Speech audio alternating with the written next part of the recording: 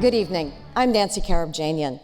On behalf of Delaware First Media and the University of Delaware Center for Political Communication, welcome to tonight's debate featuring the candidates in the race for the U.S. representative seat. Delaware First Media and the University of Delaware Center for Political Communication do appreciate the financial support of AARP Delaware and of the American Cancer Society Cancer Action Network. We also appreciate those who have gathered here with us in Mitchell Hall on the Newark campus of the University of Delaware. Now, tonight's debate is divided into two parts. Following a 2-minute opening statement from each of our candidates, I will be posing questions.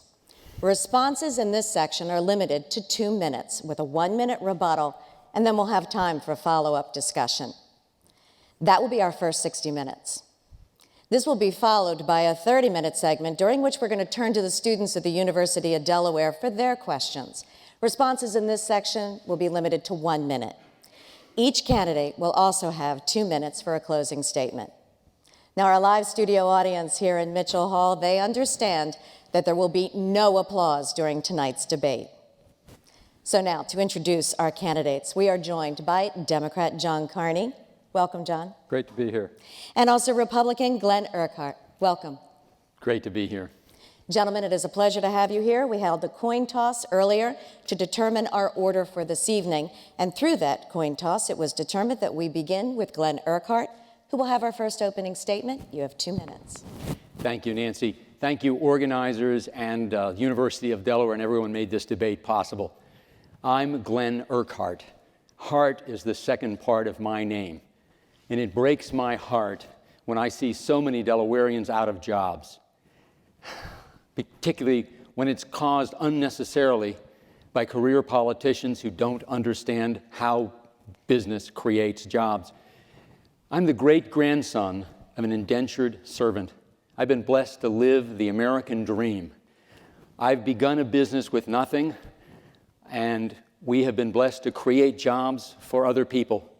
But I'm concerned, as my wife Angela, who's with us here tonight, my bride and best friend of 33 years, we have 5 children and 14 grandchildren. We're concerned about their future and about the students at the University of Delaware and elsewhere who are afraid that they won't get jobs.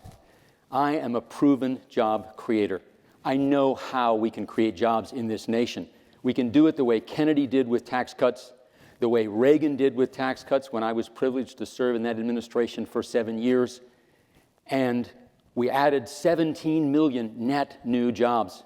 Recently, Canada has added jobs and reduced their unemployment rate by 20% by cutting taxes. We can do that in America as well. Now, my honorable opponent is a career politician, and he sat silently while this state piled up $800 million of new debts and destroyed jobs. I don't know how he will be able to stand up to Nancy Pelosi when he didn't stand up to Ruth Ann Minner.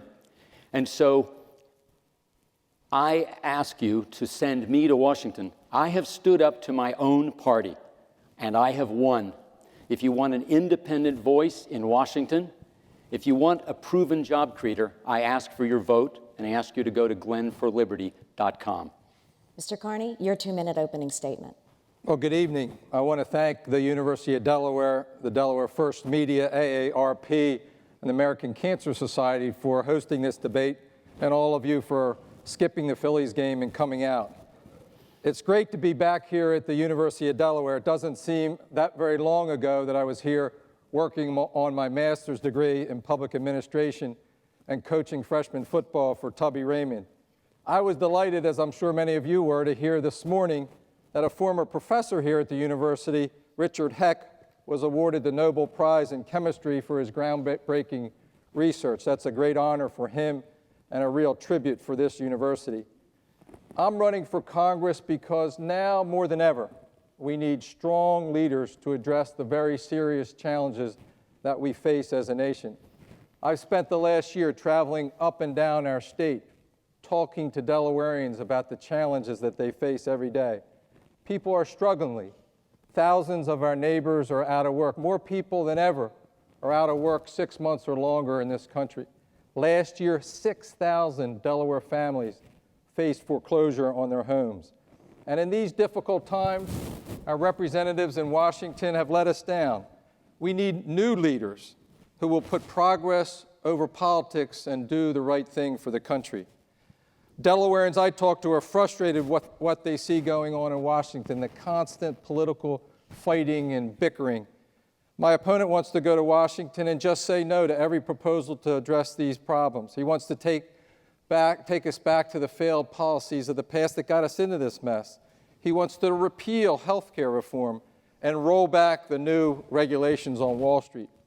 Those are not the answers we need. We need a leader with real ideas about creating jobs, strengthening our economy, and getting our country back on track. Thank you all for coming again. Let's begin with our questions then, and we begin with you, Mr. Urquhart. And we're going to begin with an issue that's red, blue, right, left, however you feel like characterizing it. But it's all about party politics, it seems, this time around, and it's all about the Tea Party factor. So, Mr. Urquhart, do you identify yourself as a Tea Party candidate? And if you do, what does that mean to you? I identify myself as one of the tens of millions of Americans who are concerned about big government debt, destroying jobs, and destroying the American dream. I am excited that there are tens of millions of Americans who are reading the Constitution, that understand that limited constitutional government means unlimited opportunity, who understand the big picture, which is that government's gotten too big and it's crowding out private investment. We have over $1 trillion of equity capital sitting on the sidelines. It's afraid to invest. What does that mean? It means we're not producing new jobs and growing the economy, because there's a crisis of confidence. We can do better than that, and we can do it by cutting taxes and creating incentives.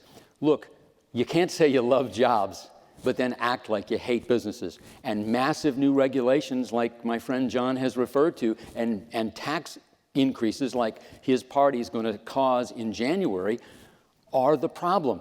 And just temporary suspensions don't work.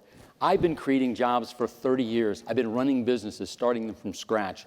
And we have to be able to have a long-term, low-tax, low-regulatory environment. And then we will create the next Microsofts, the next Amgens, the next Apple computers. But right now, we have too much government. We've got to grow the size of the economy so that government's back in balance. Your 1-minute rebuttal? Well, I'm certainly not associated with the Tea Party. I am a tea drinker. I learned that from my parents, who are both here tonight. I am a loyal Democrat and have been for a long time. And I've worked to fight for the values that we represent as a party: equal opportunity for all, special privilege for none, helping those who can't help themselves, fighting every day for working families, and making sure that every child in our state and in our country has an opportunity to succeed. One of the things I do see with the Tea Party is a tremendous amount of enthusiasm for the issues of the day. And there is a focus on issues that are important to me and to all Delawareans and people that I talk to every day, like the growing national debt and annual budget deficits. These are things that I believe, though, we need to work together on, not to motivate one another by trying to divide us. This is the discussion portion, emphasis on discussion. I need to go back to my question because I don't believe I got an answer. Do you feel that you are a Tea Party candidate? I don't think I'm necessarily a Tea Party candidate, but I respect the objectives of those people who want to return to our founders' values of faith, hope, charity, honesty, trust. Yes, people who want limited government. I meet lots of people that support those values who say, please don't label me as Tea Party. So you would prefer not to be labeled as a Tea Party well, candidate? I'm saying they prefer not to be Tea Party. I welcome the Tea Party support. They seem to be solid Americans who are peacefully and vigorously attempting to reestablish the American dream. I've been blessed with that dream. So my father went to work when he was 14 years old because his father was burnt in a boiler explosion. I worked with my grandfather at age 12 in the Hill District of Pittsburgh, one of the roughest neighborhoods in America. Well, let's stay on the issue of party politics here and just... But I stood up to my party, so I'm not necessarily a party guy. I appreciate that John's loyal to his party, but I ran against the establishment. Well, Mr. Carney, you've also said that you would be an independent voice in Washington, and you used the football analogy to explain many of your positions for the state of Delaware. So, in effect, isn't by saying you would be an independent voice saying, I'll be a sideline player? Because people need to take a stand, correct, to get things done in Washington. Yeah, I think it's a little bit of both. You need to find like-minded individuals who are serving in the Congress that you can work with to work on problems. You have to find people on both sides of the aisle. One of the biggest problems that we have right now in Washington, D.C. is that the Republicans are thinking only about their own political advantage, and the Democrats the same way too often, instead of thinking about what's doing the best thing for the country. And there are very serious problems that we have to address. Getting our economy moving again, making sure that the health care reform bill actually works, particularly to reduce costs and make premiums more affordable for working families. So we've got to work together to do that.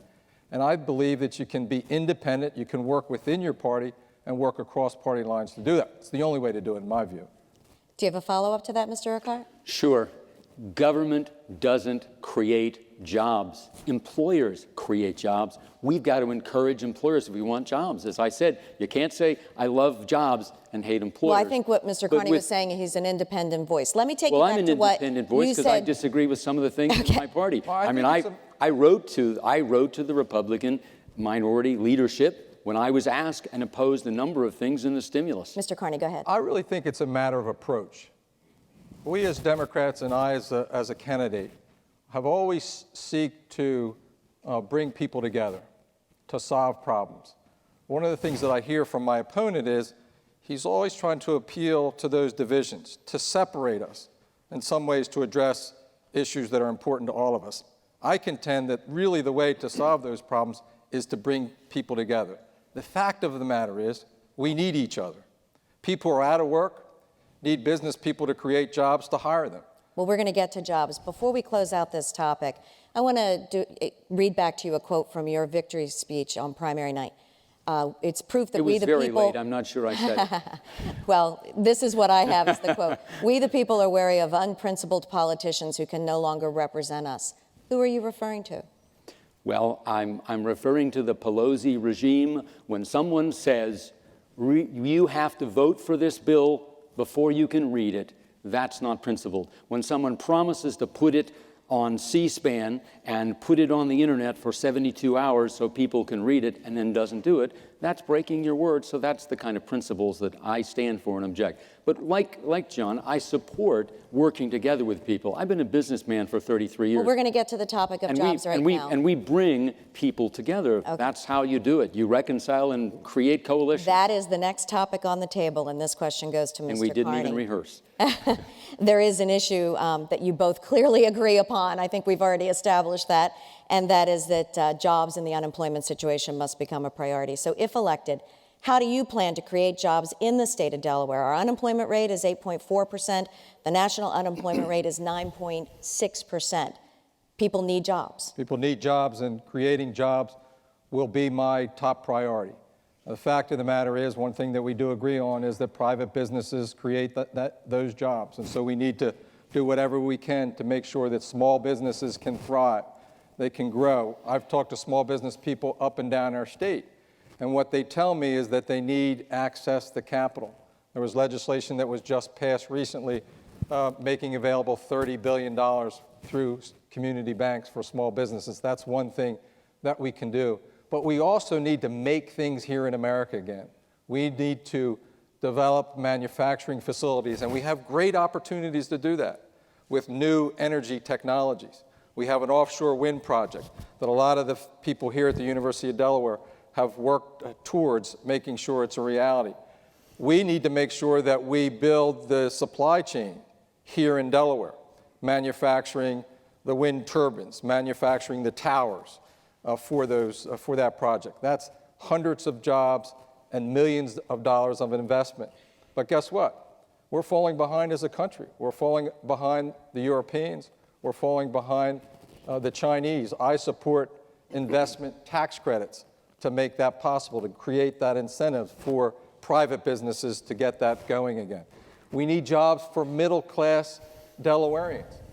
I was visiting with some of my friends from Claymont earlier today, and these were men who were retired, but they had earned their living, lifted their families into the middle class, working on the industrial facilities along the Delaware River. Sun Oil, Sun Chip, Phoenix, the old Phoenix Steel, now Claymont Steel.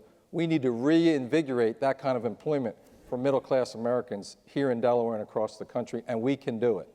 Mr. Urquhart, your rebuttal. We will create jobs in Delaware the same way Governor Pete DuPont did, with carrots, not with sticks. The Pelosi party is passing thousands of pages of thou shalt not sticks, forcing people to do this and stopping them from doing that. What we need are carrots, incentives, opportunities. We need lower taxes. We're the most highly taxed nation business-wise on the face of the earth. We've surpassed Japan now, and that stops employers from creating jobs. DuPont has hundreds of patents that they want people to take and create jobs with. We can't do that because investors are afraid to invest. We don't need more debt from government, not even more debt loaned to businesses. We need equity capital. Equity investment funds are what created Microsoft and Amgen and those wonderful businesses. Let's open up the discussion on this point, since time is up on the rebuttal. Realistically, isn't any candidate who says that they will be elected in November 2010, go to Washington in 2011, and fix this problem, setting themselves up for failure? This was a problem that was decades in the making. So isn't this a prescription for failure? Well, I don't think so. First of all, there were situations that created the problem, the risky behavior on Wall Street, irresponsible mortgage lending. There were problems that occurred in the financial markets that resulted in millions losing their job, businesses collapsing, people being put out of work. 35,000 Delawareans are out of work. But the question is, do you have realistic proposals to create jobs? We have an opportunity right here on the University of Delaware campus, down at the old Chrysler site. The university has bought the Chrysler site. They have great plans to expand with university classrooms and research, the Health Science Alliance, create jobs there on the site, create a technology park. I've been working with David Weir at the university through the Science and Technology Council. Those are the kind of jobs that are going to be here for the future. And there's a concrete example of what we can do. I mentioned the renewable energy jobs with the offshore wind market. Correct. Before we get into energy, though, I want to encourage a discussion on this point of jobs, because I think that's where people are really hoping to find a solution that still sounds, even with patents being enacted through DuPont, years away. Where are people going to find jobs to pay their mortgages through 2011? Those patents are ready for people to work on today. If we had a low-tax, low-regulatory environment, people would be investing in those, hiring people, and creating jobs today. Government is not the solution. Government is the problem. Government created the economic collapse that we had. It forced people into risky loans. Go back to Sarbanes-Oxley. That's what created this culture of compliance instead of focusing on risk assessment. Everybody was driven out of the risk assessment business. Just follow these rules and keep your head down. That's what got us into the mess with derivatives. Dodd-Frank is going to do the same thing by destroying jobs in Delaware's financial services industry. I think you've read my notes, because we will be getting to that in a few moments. The issue, and please jump in. So I think we have two problems here. We have an immediate problem to get people back to work, which requires different solutions than some of our long-term problems that we have, like getting our arms around deficits. There's an economics professor here at the University of Delaware, Lawrence Seidman, who wrote a piece that appeared in the News Journal paper about the different approach you need to both of those problems. You don't want to do counter-stimulative type things today when people need jobs now to address your long-term debt in the future. You have to do both, but you have to do the immediate things to create jobs now as you keep your eye on getting your arms around the deficits in the long term. And that's why my approach towards extension of the Bush tax cuts is frankly different than my party's approach. I'm not sure we can We can afford them in the long term, but we can't afford not to extend them in the short term. Let's not delve into tax cuts just yet, but I want to see if you do have a final thought on the issue of job creation. Sure. About 30 seconds. We left. were promised that stimulus, $1 trillion worth of stimulus, would stop unemployment at 8%. It's gone to 10%. I've had conversations with Charles Elson, a professor here at the university, and he tells me that the problem is regulation. It's that culture of compliance. I can do anything as long as I'm complying, and we have stopped assessing risks. That was the problem. This will destroy jobs. It will destroy Delaware's unique court system that accounts for tens of thousands of jobs in Delaware. Let me give you a chance to continue on that, because the next question comes your way. So we'll stay on the issue of deregulation, because you've made the point that government is the problem and business is the answer. So if I understand your position on deregulation correctly, you feel that deregulating the business climate, removing some of those obstructions that you feel are obstructions, is the way for this nation to emerge from the economic crisis. Deregulation is too broad a term. I'm for safety regulations, always. However, we have too much competition happening in this country over who can hire the best lobbyists to get their competitor regulated so they win by comparison. It's happened in Europe for decades. It's happening in this country. We need the competition to be for better goods and services, creating better jobs. Only employers create jobs. When you add thousands of pages of Dodd-Frank and then the tens of thousands of pages of regulations that add, employers cringe, they stop hiring, they don't expand. They know that this $5.5 trillion of new debt that's been added since Nancy Pelosi took over in 2006 is hanging over their heads like a sword of Damocles. The bill for that is going to come due in the form of higher interest rates, higher costs, and higher taxes. So they aren't expanding because they don't want to get caught holding the bag. That's why so many people don't have jobs. We need to unleash private enterprise to create jobs. I've created jobs starting with nothing, building equity capital through sweat equity, and along the way, building up and creating other businesses and creating other jobs. Government doesn't create jobs. Government has a very important function under our Constitution, provide for the national debt, the national defense, and so forth. But debt destroys jobs. It doesn't create jobs. And so we need to encourage employers. And I'm glad that John has followed my lead. He's now talking about maybe a 2-year extension of the Bush tax cuts, but that's not enough. Businesses have been down too long. They need 10 years or more to know that they can plan. Having started businesses, I understand that. I can understand that John doesn't know that. He proposed to get a grant of $1.5 million from the state of Delaware. Let me let him respond with his 1-minute rebuttal. That was his way of starting a business. Well, there's a big difference between my opponent, Glen, and I on this question of reasonable regulations. He basically believes that the regulations, the new rules that were established for Wall Street. Remember how we got here. In 2008, we almost had a collapse of the world financial system. And that was the result of a lot of things. It was the result of risky practices on Wall Street. It was the result of irresponsible mortgage lending. But the net of it was that millions of people lost their jobs. Trillions of dollars of net worth was lost in family retirement accounts. And small business owners were hurt all over the country. I'm for regulations that make sense so that that doesn't happen again. The bill includes resolution authority to prevent the kind of bailouts that we all don't like that occurred as a result of all that. So I'm for reasonable regulations of Wall Street, and my opponent's against it. It's really that simple. Well, now we're into the discussion part. I want to bring back another quote of yours, and I don't know if it's exact. May I comment on what my opponent said? Sure, go ahead. Okay. At the core of the financial collapse was Fannie Mae and Freddie Mac, and this bill doesn't even address them. The government is so misguided that it gave an $8 or $9 million bonus to Franklin Raines, who drove those agencies over a cliff. Come on, folks. Physician, heal yourself. Government, heal yourself.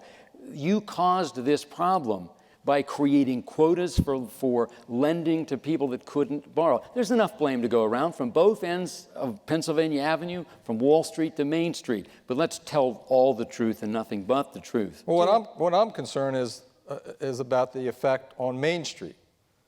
You know, all those practices that we watched and that we've read about since 2008 wreaked havoc on Main Street.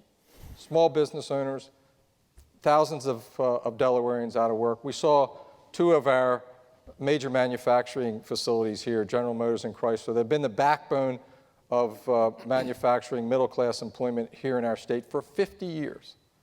Go down the drain. And similar experiences across the country because of that near financial collapse. So I'm for rules, and the reason was we had taken those rules and taken the referees, if you would, off the field, to go back to a football analogy. Guess what? When you take the referees, it's a discussion portion. When you take the referees off the field, the players aren't going to be nice and play by the rules. They're just not going to do that, and they didn't. I know the specifics, and we should not have repealed Glass-Steagall, but that was done in a bipartisan way. Now, not to get too technical, what that does is mix investment banking and regular banking. And what we did is we let all bankers take unreasonable risks, and we, the taxpayer, had to bail them out. I started out by saying billionaires got bailouts, and we got the bill in the form of billions of dollars. And that sounds like a great argument for Wall Street reform. I agree, specifically with respect to Glass-Steagall's kind of separation. But that's not what's going on in Dodd-Frank.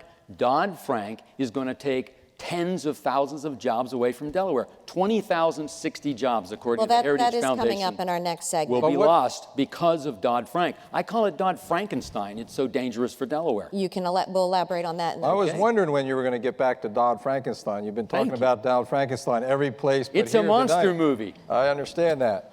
Have you read it, John? And I understand that you don't like it. And that's really one of the big roles for the next member of Congress from Delaware.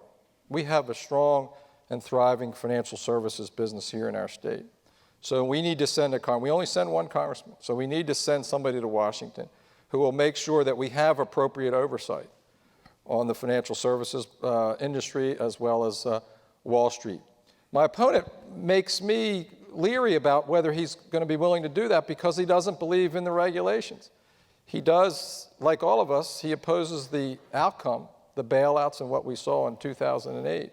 But he doesn't support the rules that have been put in place to fix the problem. I don't support regulations that nobody's read, and frankly, the people who passed it didn't even author themselves. When you jam student loans into a government health care takeover, and nobody even knows it's there, wow.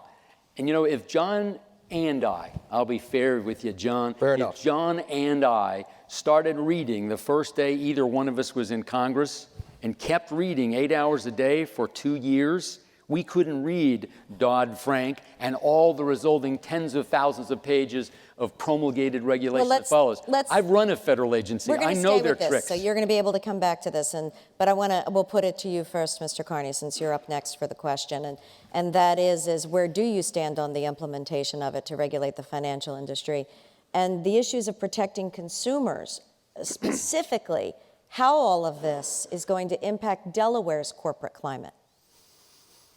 Well, a couple things. Obviously, as I said several times already tonight, I support the legislation, but it's not perfect. There are things that are going to have to be looked after. There's going to have to be the kind of oversight that didn't happen during the 1990s and 2000s. One of the things that our congressional delegation was able to do, one of the great threats to Delaware in this legislation and other pieces of legislation that were being advanced in the Congress, was threats to our status as a corporate center with our corporate law, our Chancery Court, the legal community in Wilmington, and our delegation, Democrats and Republican, Congressman Castle, Senators Kaufman and Carper, were able to fight off attempts to nationalize, if you will, corporate law and put it under the Securities and Exchange Commission. That would have been terrible for Delaware. We get about 20 to 25% of our state budget from corporation franchise fees.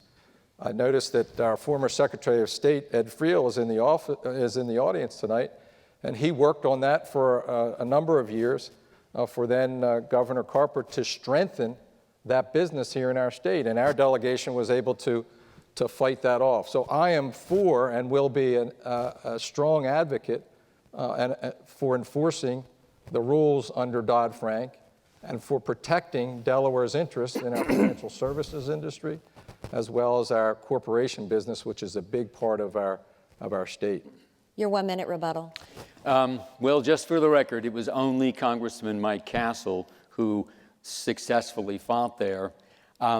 Many of us pled with all three members of our delegation to fight against the nationalization of proxy and corporate compensation law, and that was not accomplished. Both of our senators didn't stand up and fight for it, and those two important areas have been moved into the federal courts out of Delaware, and that's going to cost Delaware tens of thousands of jobs and billions of dollars of franchise tax revenue and corporate income tax.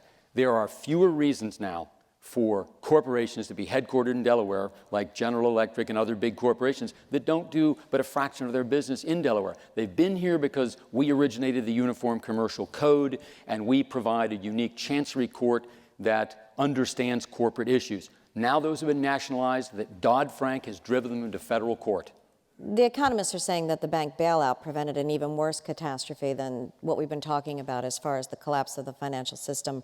Maybe not a full collapse, but I think some people would say that it's pretty bad. Some polls show that most of the public believes that money was wasted on the bailouts. Do you think the TARP was necessary? Do you think that that was a part of the overall plan to get us out? The problem that I had with the TARP was there was very little transparency and very little accountability.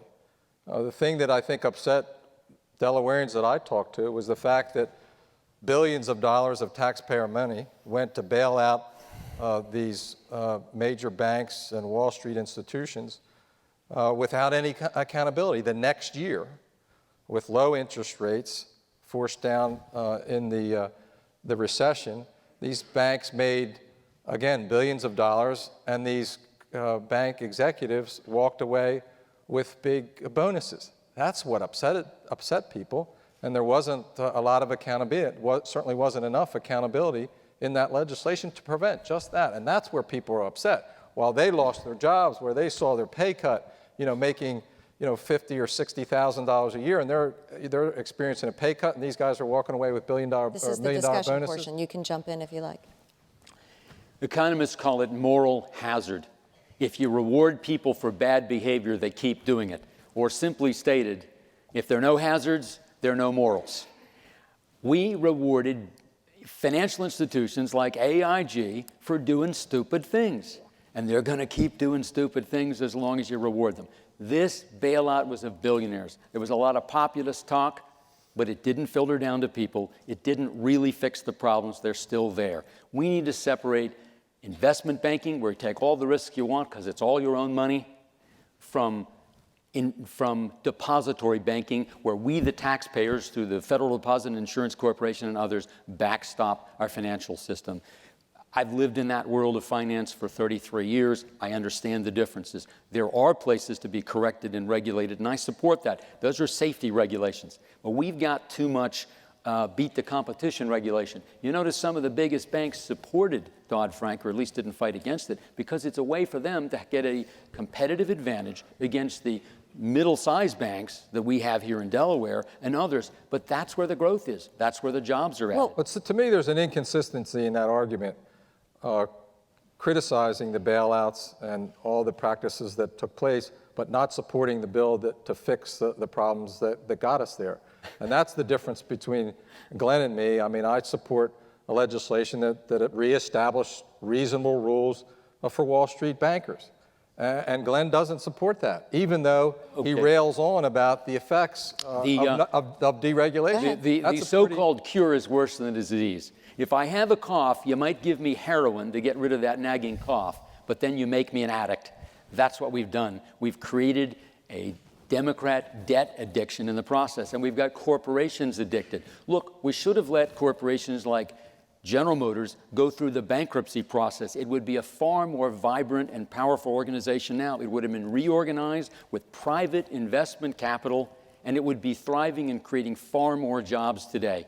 What we did was violate the Constitution and the bankruptcy laws of the United States by putting the bondholders at the bottom of the pile, and that's why we're not getting investment. My understanding is General Motors went through a bankruptcy proceeding and have emerged from that bankruptcy proceeding, and in the process, we've saved tens of thousands of jobs across the country.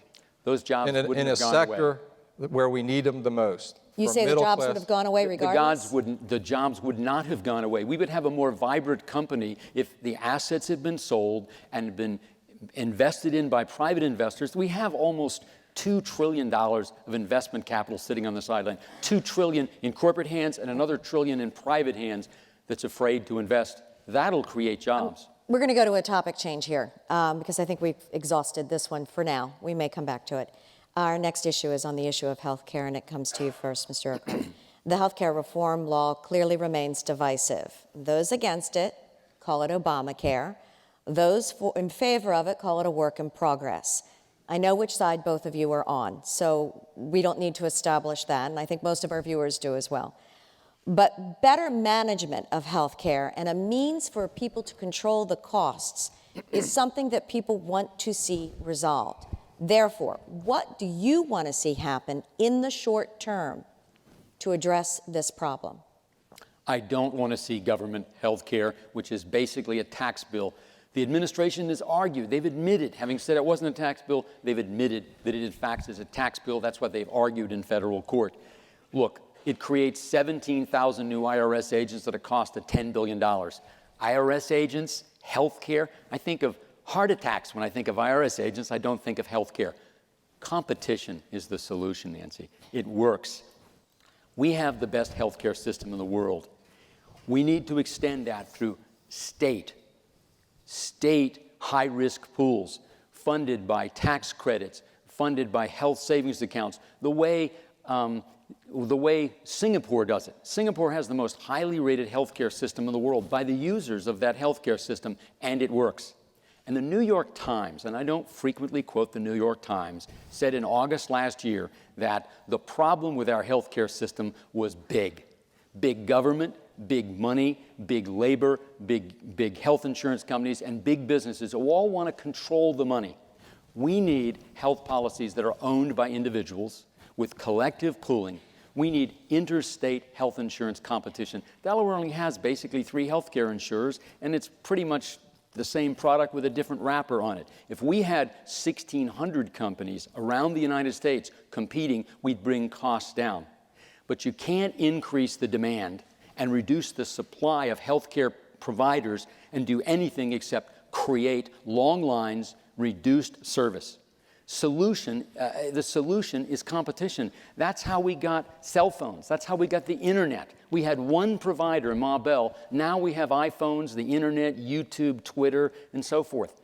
Competition will solve the problem, and I have some ideas how to do that. Your 1-minute rebuttal. Well, I think you said that you know where we stand, and I believe it's a work in progress. I don't think it's perfect. There are certain things in it that I would change, but doing nothing is clearly not the answer. Health insurance premiums by Kaiser Family Foundation report have doubled in the last 10 years.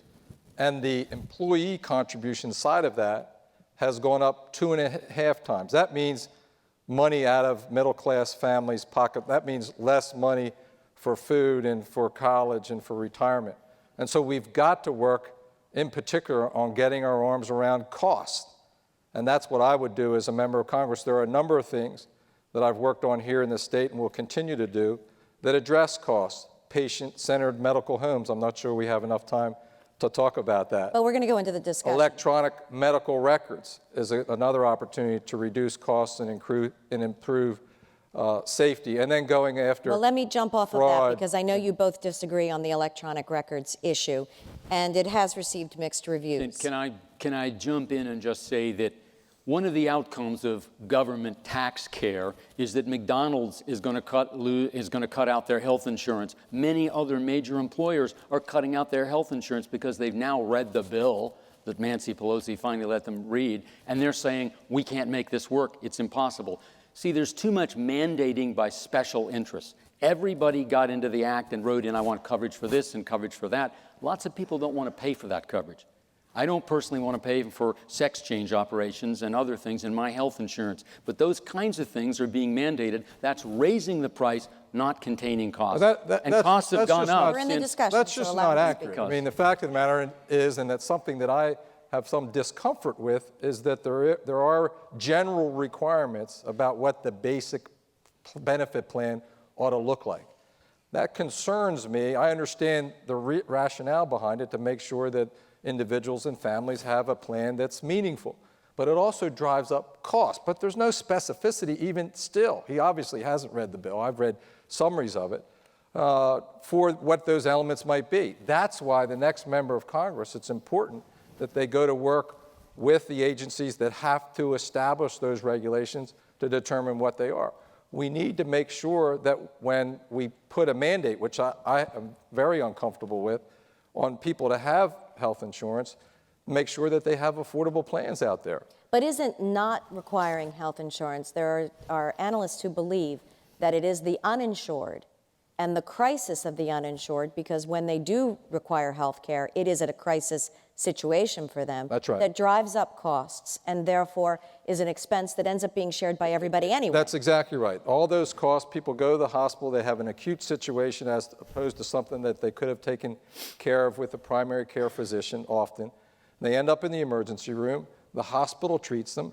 They're not able to recover the compensation for that care, and that gets shifted off onto everybody else who has health insurance. So by not mandating care, is that not perpetuating that problem? No, I believe, first of all, the mandate is there.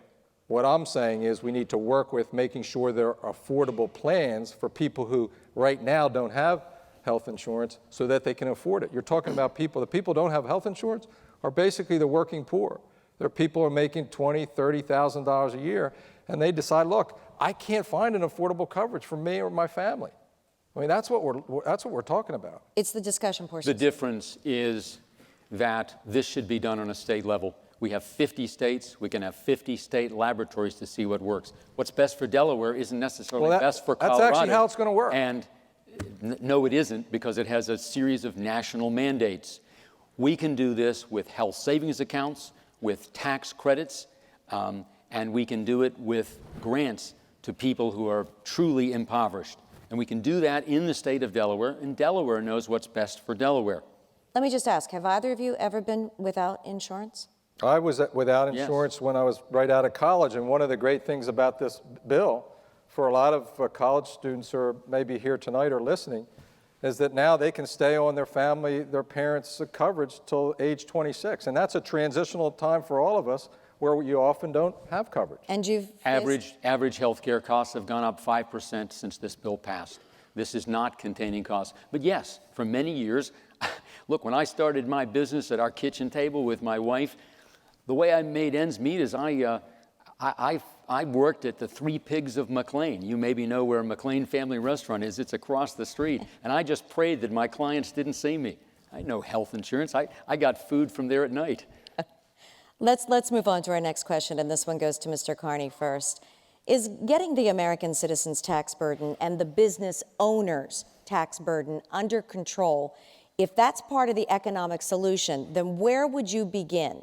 Is it by, and let's further get into the issue of extending the Bush tax cuts, making it permanent, or if not, do what? Well, look, we have two problems, and we talked about this or referred to it a little bit a while ago. We need to get our economy moving in the short term. We have the worst recession in my lifetime. 35,000 Delawareans out of work, 10 more million Americans out of work. So in the short term, we have to get our economy moving again. So I don't believe that we can afford to have anybody's taxes go up. By the end of the year, if nothing's done between now and then in the Congress and with the President, those Bush tax cuts will expire, which means people's taxes will go up.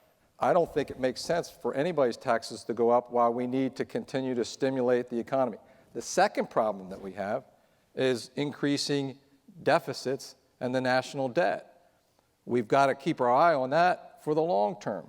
And so I would only extend these tax cuts for 2, maybe 3 years while Democrats and Republicans sat down and worked on a comprehensive plan to get our deficits and national debt under control in the long term. You've got to address both of them, but guess what? You need different actions to address each.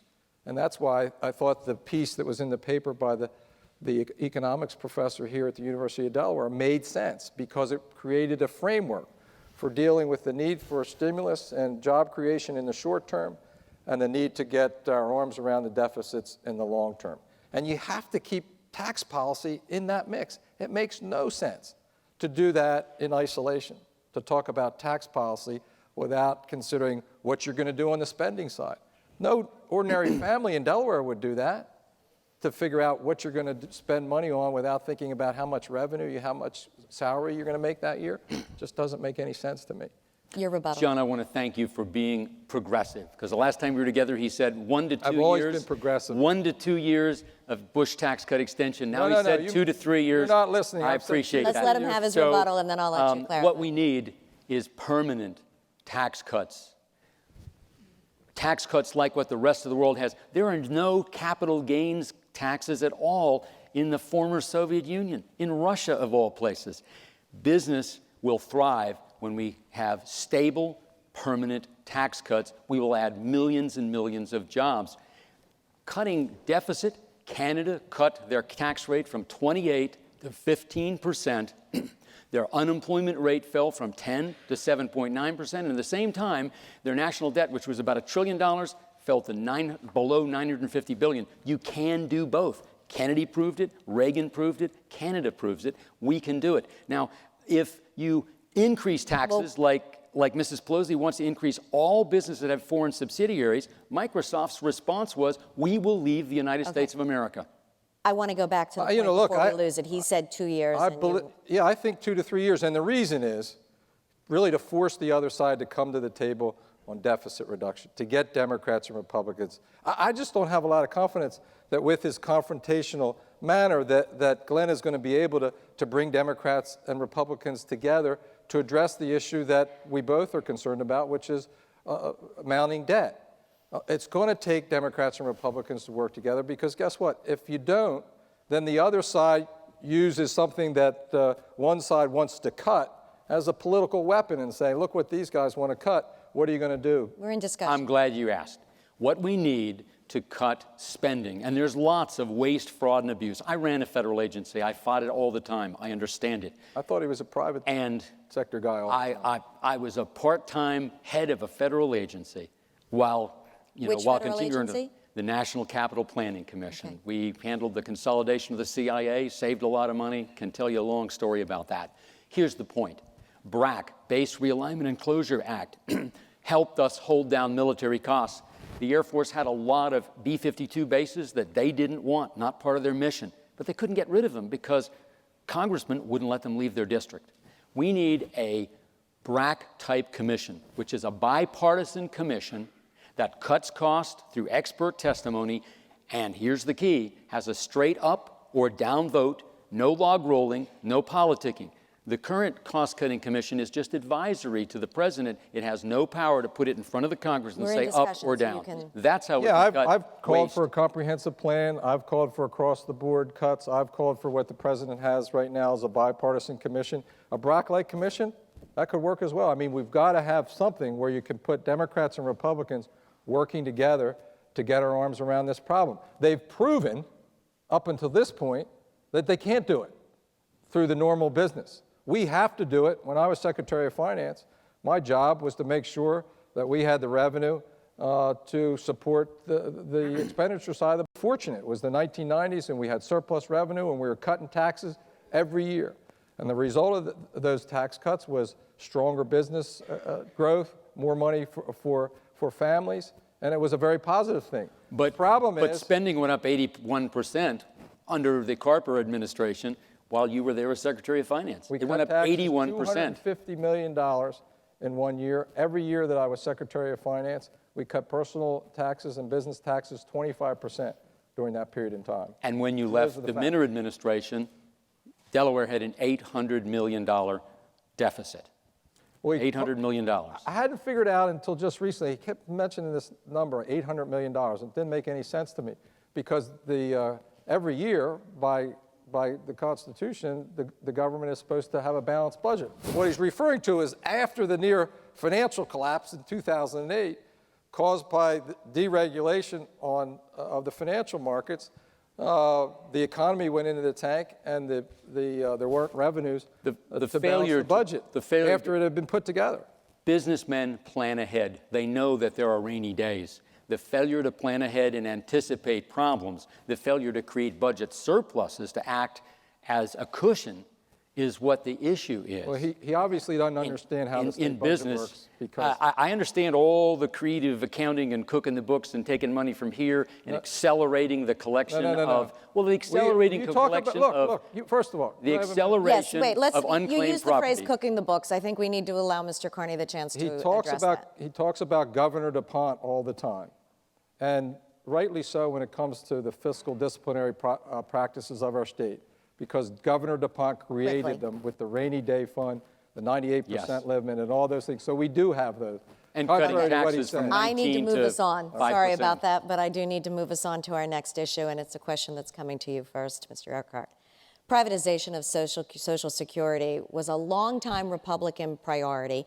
It was the focus of former President Bush. It was the Republican congressional majority was looking for it the last time they won in 2004 during an election cycle.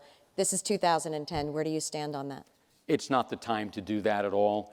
We have to look at the big picture. We've got to, government's too big, the deficit's too big. We've got to grow the size of the economy. We need to hold spending at 2008 levels, not 2010 levels of the current administration, but 2008, increasing it only for inflation and increase in population. Grow the size of economy with tax cuts and incentives to business, get things back in balance. Debt destroys not just jobs, but debt destroys Social Security, and it destroys our national security. Admiral Mullins and Hillary Clinton have both said the greatest threat to America's national security is debt. We soon will not be able to afford our military. Our interest on our national debt is getting close to exceeding what we spend on our national defense. And if interest rates go up a little bit, as they always do as debt's piled up, we won't be able to afford our national defense. This is not the time to tinker with Social Security. Now, I think there should be options for younger people, but we can address that down the road. The fundamental issue now is to get our economy growing so that that debt doesn't destroy our ability to pay Social Security. Your rebuttal? Yeah, I don't agree with those in Glen's party who have proposed to privatize Social Security. All you need to do is look back over the last 10 years to see what would have happened if people were just relying on individual retirement accounts, their private accounts. Obviously, we need to do things to shore up Social Security for the long term. This is a program that has provided security for just millions of people in our country for a long time. We need to make sure it's there, particularly for those who have worked hard and paid into the system. We do need to encourage retirement savings, and I support tax credits to do that, the IRAs and that kind of thing, to augment the Social Security program. But we need to protect Social Security as it is and not privatize it. We can see today what would have happened if the Bush people had gotten their way. It's essential that we become a saving and investment society again. That's what made us great, not an indebtedness society. We're becoming debt slaves. I don't want that for my grandchildren or anybody here, young or old. Is the alarm not sounding, though? This is the first time that more's going out than is going in. Well, it's not the first time, but it's huge. And baby boomers are preparing to leave the workforce. Yes. And start collecting. So it sounds like this is a very large alarm that's, for the most part, on a back burner. Well, there are big alarm bells ringing everywhere, not just in Social Security. I think what most people don't understand, and that's why I'm a strong supporter of health care reform, in particular getting our arms around costs, is because Medicare, the unfunded liability in Medicare, is 7 times the unfunded liability in Social Security. So in some ways, it's a bigger problem still. So we've got Medicare, we've got Social Security, we've got growing deficits and debt. we've got to get that's an alarm bell that's ringing loudly. Absolutely, we have to control the debt. We do that. I mean, do we want to say to people, we're going to cut you off from services and cut it that way? No. We're Americans. We want to say we're going to grow our way out of this problem. We're going to cut taxes, create incentives, and we're going to expand the size of our economy, create jobs, and create tax revenue. The 7 years I was with Ronald Reagan as a minor presidential appointee, but I had great seats. The economy grew 40%, and more importantly, while we cut tax rates, tax revenues increased 88%. We added 17 million net new jobs. When we do that again, and we can in biotechnology and nanotechnology, we will see tax revenues increase. We will solve the deficit problem. Now, I helped start a home health care agency. I know a little bit about health containment at the boots on the ground level, where it really accounts. And government there is the problem. It is not the solution. Let me get back to Social Security and just get a flat answer But it applies to to this. Social Security as well. Should the retirement age be raised? There will be things that will have to be done to strengthen up Social Security. What those things are, I think we've got to sit down and work it out. No So question. you don't have a position on raising the retirement No, age? I think we've got to come up with a comprehensive plan. That's why I talk about it in those. You can't do it in little silos. You got to look at the whole picture. France has raised their, in effect, Social Security retirement age. Others have. It's one of the things we need to look at. That needs to be a bipartisan commission, same BRAC-like commission, straight up or down vote. We've had too many advisory commissions that are just about politicking and log rolling. You do this, I'll do that. So neither one of you are saying you're against it, you're for looking at it. We need to put it out on the table and show the American people. I mean, the Social Security system, when it started, retirement age was 65, which it basically is today.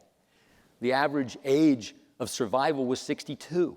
It was called old age survival insurance. So if you won the lottery and you lived to age 75 or 80, you had some coverage. But people saved for their own retirement. We need to become a saving and investment country again. Okay. We do that by growing the economy. Mr. Carney? There are no easy answers with respect to what has to be done with Social Security, Medicare, and the budget deficits. That's why we need the kind of approach that I've been advocating, with Democrats and Republicans working together, coming up with a comprehensive plan, looking at both sides of the ledger, only extending tax cuts until we have that plan in place, because those decisions, all of them, are going to be very difficult to be made. John, you just don't understand, having not been a businessman. 2 or 3 years is not enough time to plan. People will not take the risk. If you're going to pull the rug out from under them again, they will not create jobs. I only have 30 seconds, so let me let him get. You addressed him directly, so let me let Mr. Carney Sure. address There is a that wise right back. and 15 easy way. seconds, it's all you have. You don't need to be a businessman to make these kinds of decisions and to sort it out.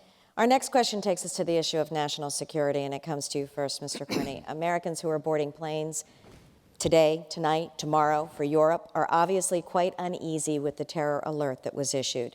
This and the statements that were made by the Times Square bomber when he received his life sentence just underscores the vulnerability of our society. So evaluate for me the state of our national security.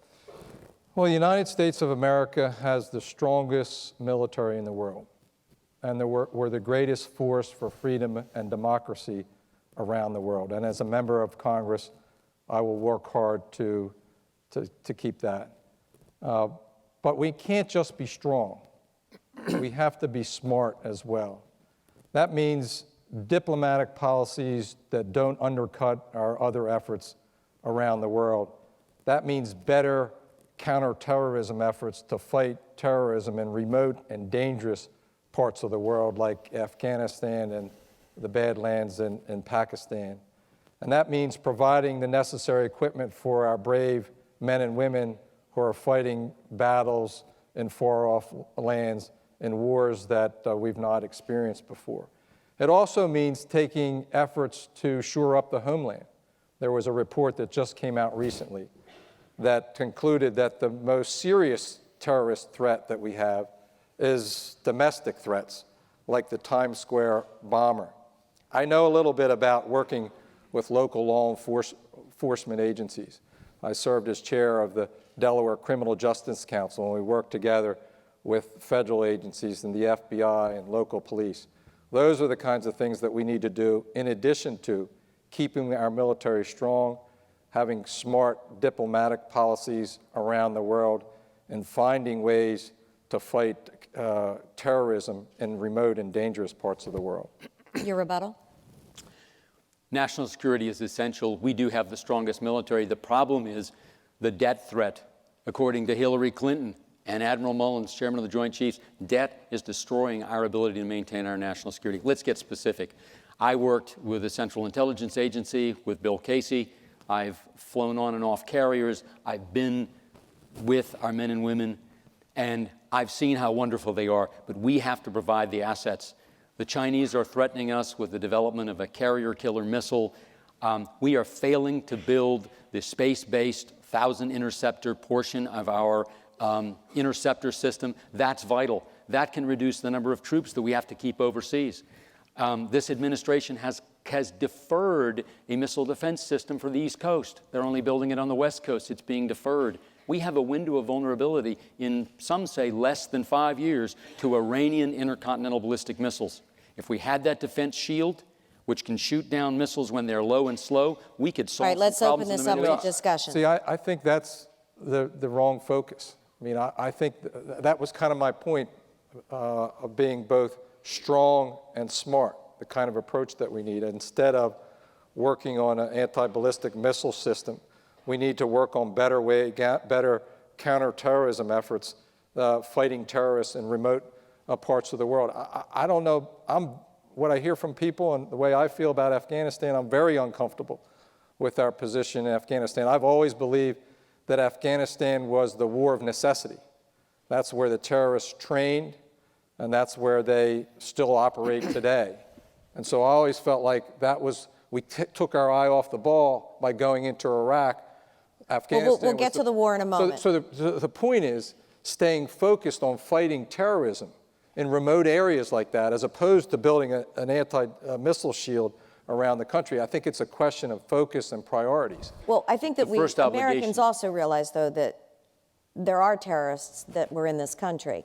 Do you then support efforts by national security officials to be granted broader powers to wiretap internet communications, emails, Facebook postings, instant messaging, if it's someone that they feel is a suspected terrorist, to broaden that power of weakening privacy rules? I mean, I think the question really is how much evidence that they have that the suspect is actually involved in those activities. I mean, we have to do that, and at the same time, respect and protect our rights and freedoms as Americans. That's a very difficult thing to do, a very difficult line to draw, but we have to do it. We live in a very, very dangerous world with terrorists who want to kill us and want to explode themselves and take down thousands of people in major metropolitan areas in our country. Please, let's start with something everybody can understand. We need to secure our border. We have terrorists walking across our borders right now. The first responsibility of the United States government and the preamble of our Constitution is provide for walking across our borders, you mean from where? Anywhere they want to come from. They can come in through Mexico from any part of the world. We need to secure our border, and perhaps we'll talk about that later. But in addition, the central responsibility of the United States government is to provide for the common defense. We need to defend our country against North Korea, Iran, nations that mean us harm.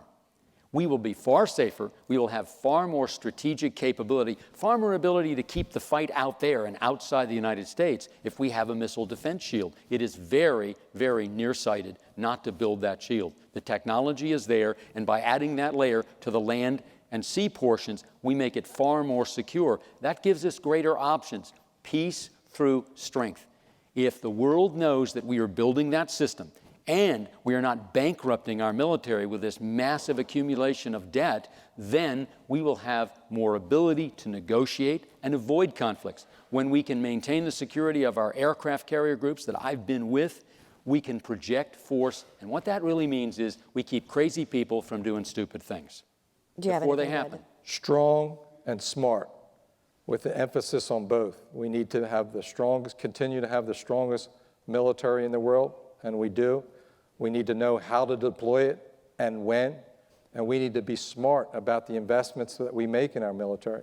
We continue to fund obsolete weapon systems because members of Congress continue to advocate for putting them in the budget, even though the Joint Chiefs have not requested them. We need to be smart about the way we deploy military strength. Well, I've already talked about obsolete weapon systems like B-52s. And on this note, though, I have to say works. that my part of the job is over. We will now be involving the other half of our program for this evening, the other portion. And we're going to turn to the University of Delaware students for their questions. Our audience here in Mitchell Hall, you'll see the questions up on the monitor. Candidates, we have the responses here are limited to 1 minute.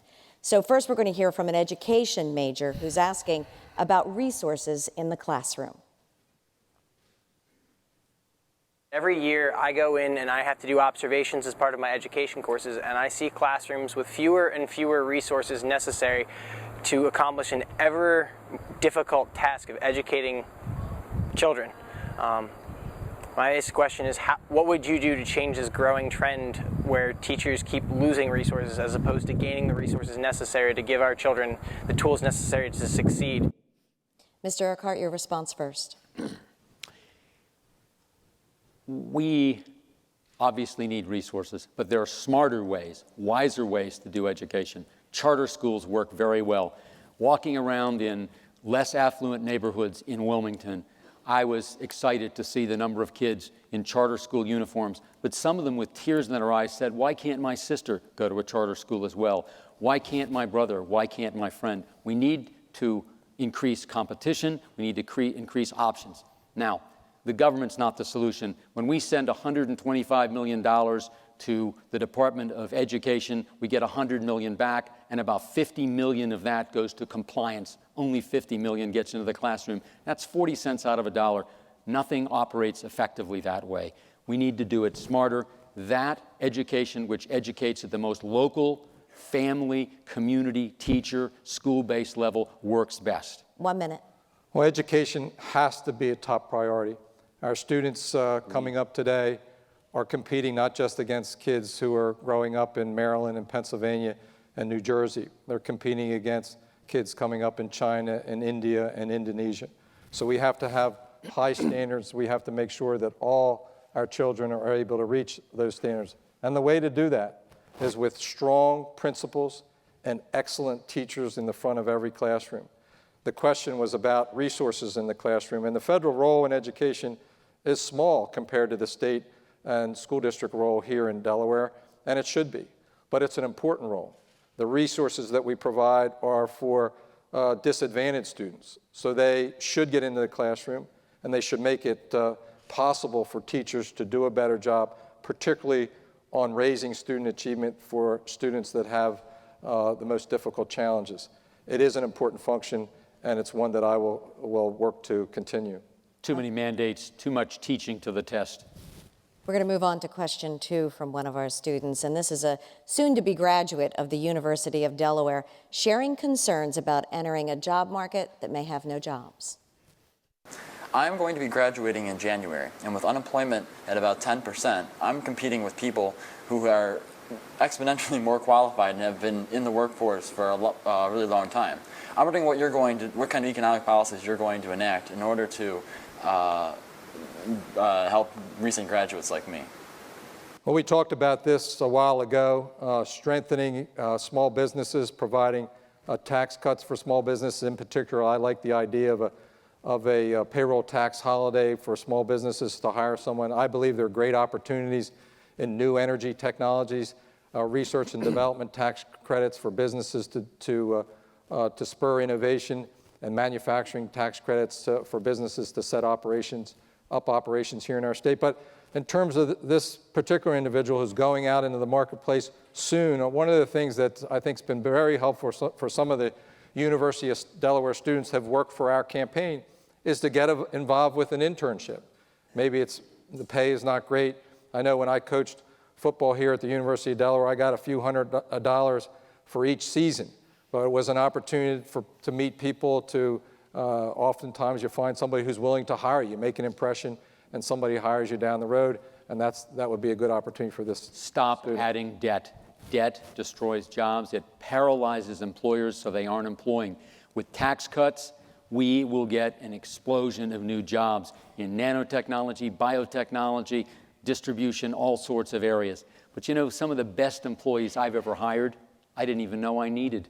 They bugged me. They asked, how does your business work? They hung out, they asked questions. So I would say to all the people at the University of Delaware and elsewhere looking for jobs, go find a business, learn about it, keep asking about problems, create your own jobs by learning and suggesting solutions. We're Americans. We have overcome the Revolutionary War, the Civil War, 2 world wars we were unprepared for, and we can do this again. We can do it in the American constitutional way by cutting taxes and regulations, and employers will create jobs. We will create the next Microsoft, the next Apple, the next Amgen. We can do it. There is life after debt. All right, we're going to move on to our next question, and this comes from a continuing education student here at the University of Delaware who brings up the issue of Medicare costs. President Obama has said that he would like to cut $500 billion from Medicare. If elected, what part of Medicare will you vote to cut back on? Do you agree with the President's plan to cut the Advantage option of Medicare that covers the cost beyond the Medicare's 80% payment for fixed income Medicare recipients? Mr. Urquhart? No, it's not a good idea.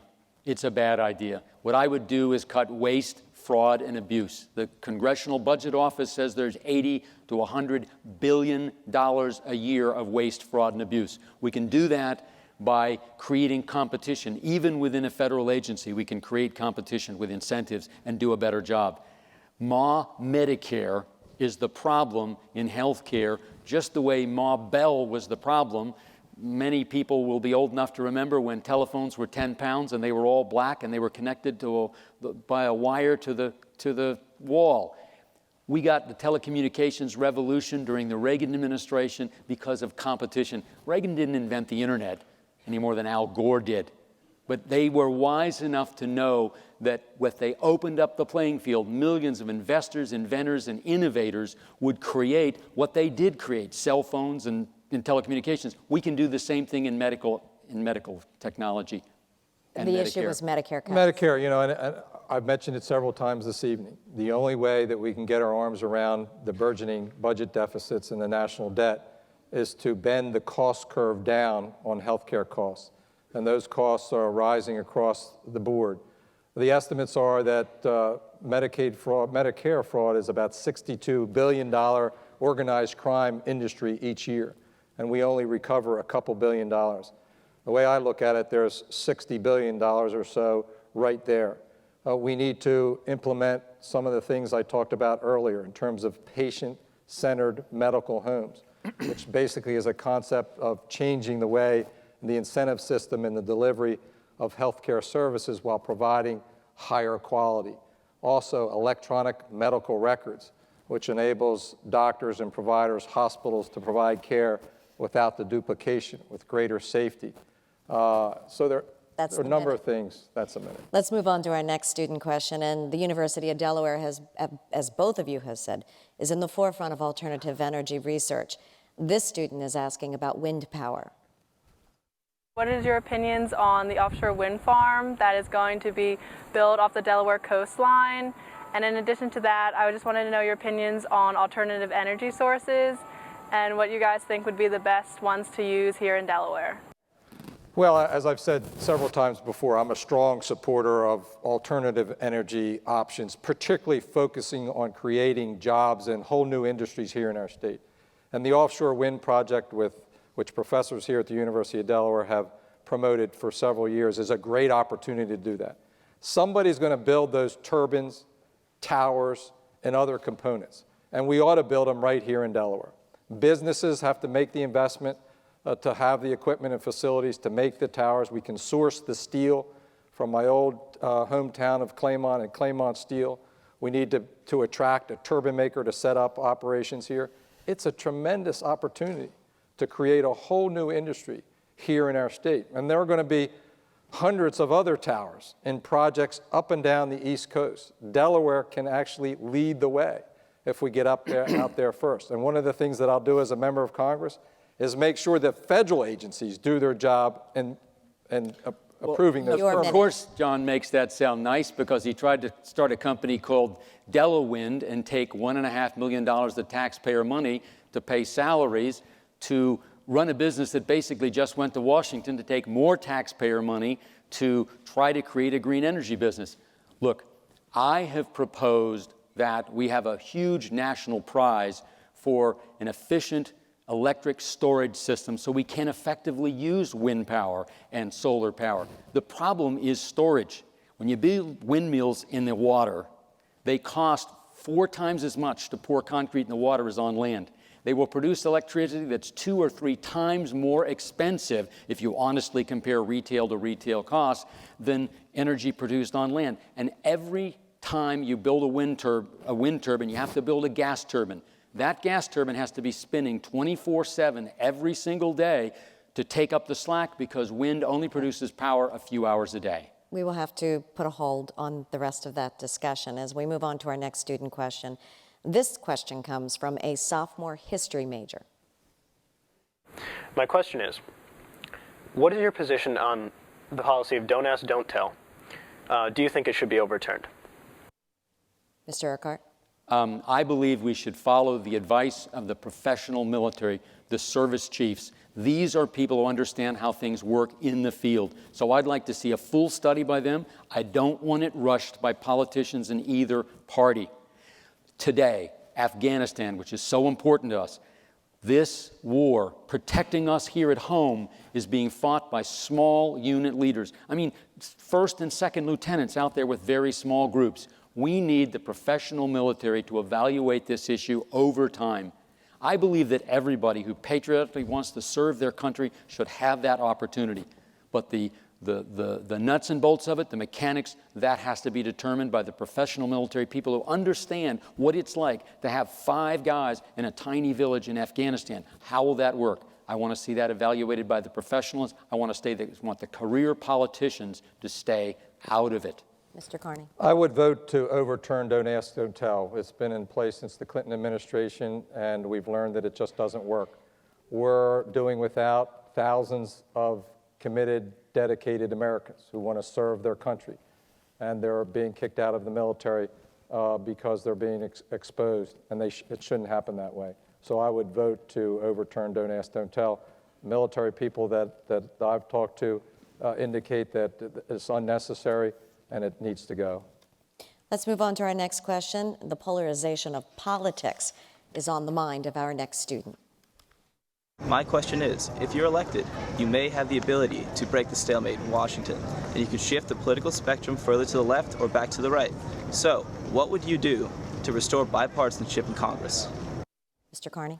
Well, I alluded to it a little bit earlier. I think the thing to do is one of the first things that I would do in going to Washington is find like-minded people like myself, people who share the same approach to creating jobs, getting our economy again, people who share my view with respect to what we need to do with health care, with getting our arms around deficits and debt, with addressing the challenge of global climate change. And I mean Democrats and Republicans, and work from that group to influence the other members of the chamber. I think that's the only way to do it. If you don't do it, then what's going to happen is in the Democratic caucus, you're going to have the far left that are going to drive the agenda. In the Republican caucus, you're going to have the far right that are going to drive the agenda, and nothing's going to get done. And so I would be one of those people that was somewhere in the middle trying to drag people onto the other side to get some consensus over these issues. Mr. Urquhart? Unfortunately, the middle has got us massive debt, which is destroying national security, jobs, and families. Now, I'm a coalition builder. You can't build businesses from scratch unless you can work with people and bring them together according to a common objective. So I will, of course, do that. But I want to emphasize my independence. I stood up to the establishment in my party, and I won. I will stand up for the truth. Their new proposal doesn't include a ban on earmarks. I'm going to stand up for that loudly. But I believe the most essential thing is to reestablish the trust of the American people. 80% of Americans don't trust the Congress. Leaders lead in sacrifice. That's why I propose cutting the pay, the perks, and the privileges of members of Congress, starting with me, so that that won't balance the budget, but it will balance the equities so we, the people, can believe in our leaders again, as we did in our founding fathers, and we followed them to establish this country at huge risk. They pledged their lives, their fortunes, and their sacred honor. I pledge mine. To a question that I have, and I just want to throw this out there, and quick answers, please. If you were elected, what committees would you like to serve on? To be honest with you, I haven't given it a minute's worth of thought.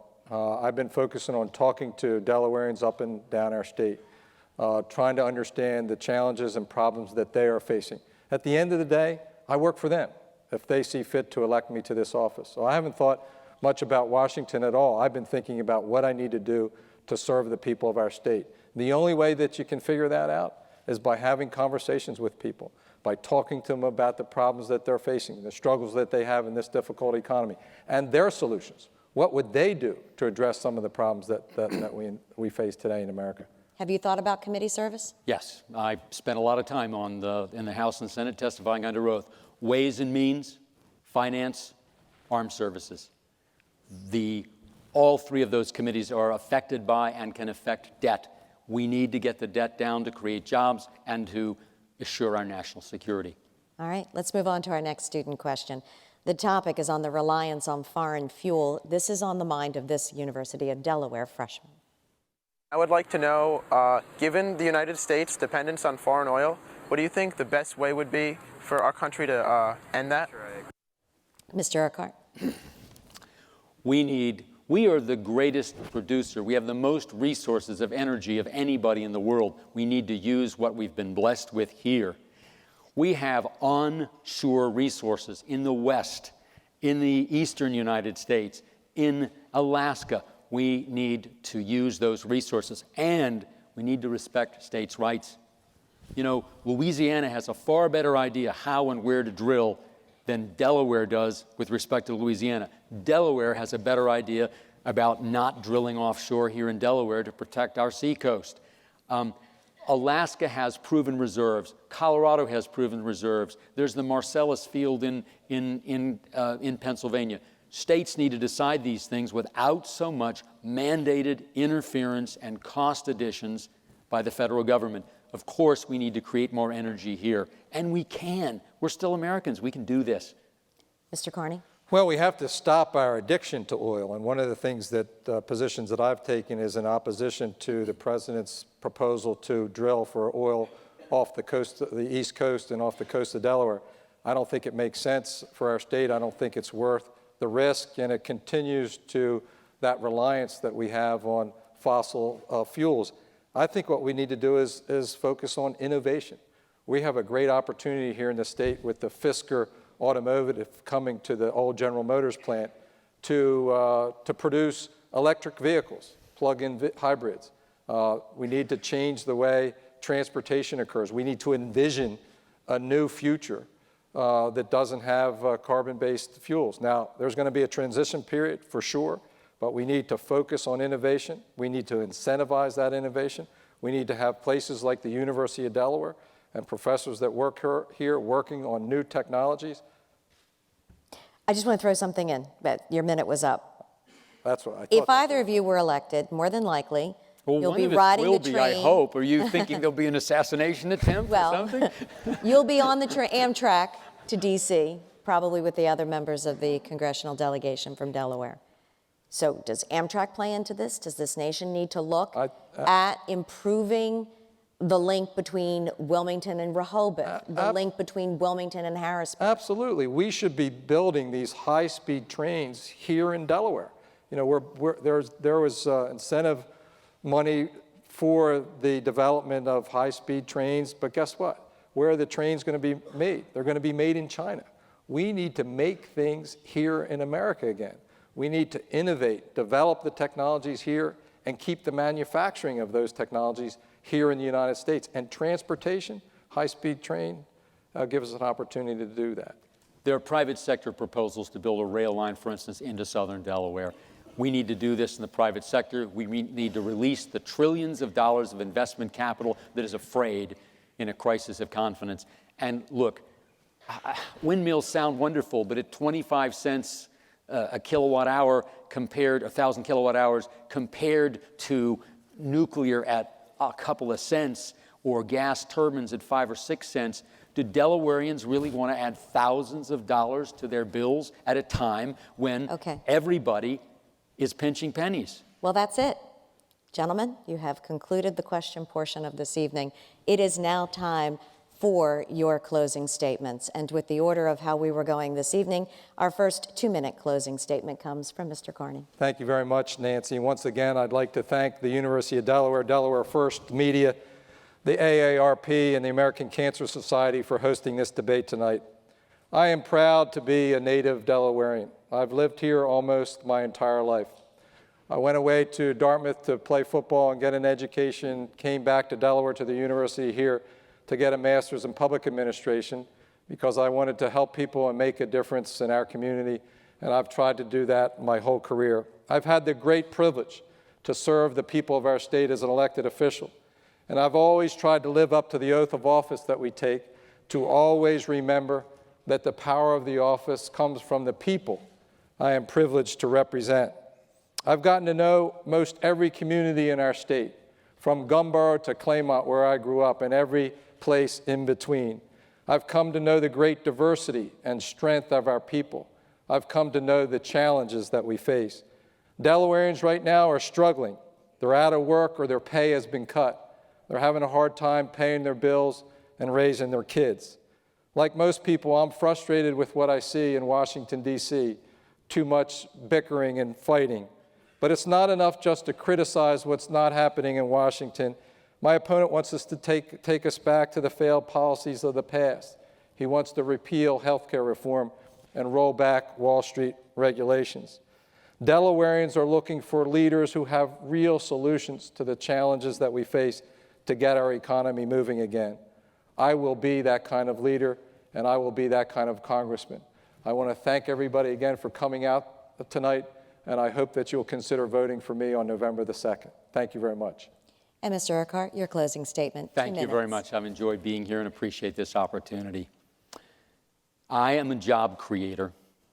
My opponent is an honorable man, but he is a career politician. I've lived the American dream, but that dream is being turned into a nightmare. It's being turned into a nightmare by debt that destroys jobs, destroys our national security, and is destroying our families. I know how to create jobs. I know how to cut taxes and increase the size of this economy and grow our way out of our problems.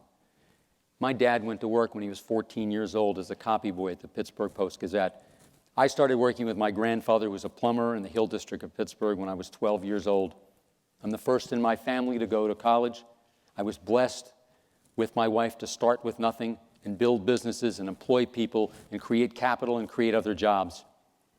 I don't need to go to Washington to have a job. In fact, I proposed pay cuts for myself and other members of Congress to create the confidence that this country needs again. I'm a proven job creator, and I hope you will send me to Washington to create jobs and rebuild our great economy. I've proven that I can stand up to the career politicians in my own party and be independent. If you want an independent voice in Washington for Delaware, if you want a jobs creator, then I ask you to vote for me, Glen Urquhart. And remember that the second half of my last name is Hart.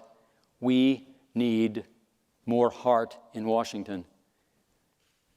Let's put heart back in the Congress. I'd ask you to send me there, and I hope you'll visit my website, which is glen4liberty.com.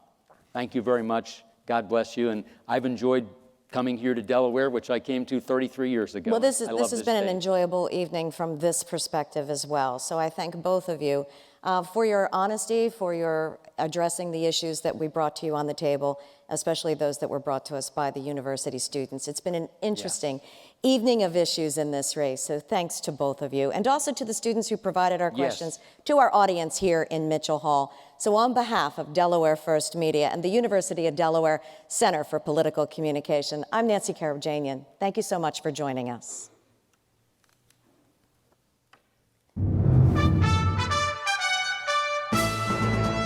Delaware Debates 2010 is a joint initiative of the University of Delaware's Center for Political Communication and Delaware First Media, with support from AARP Delaware, and the American Cancer Society Cancer Action Network.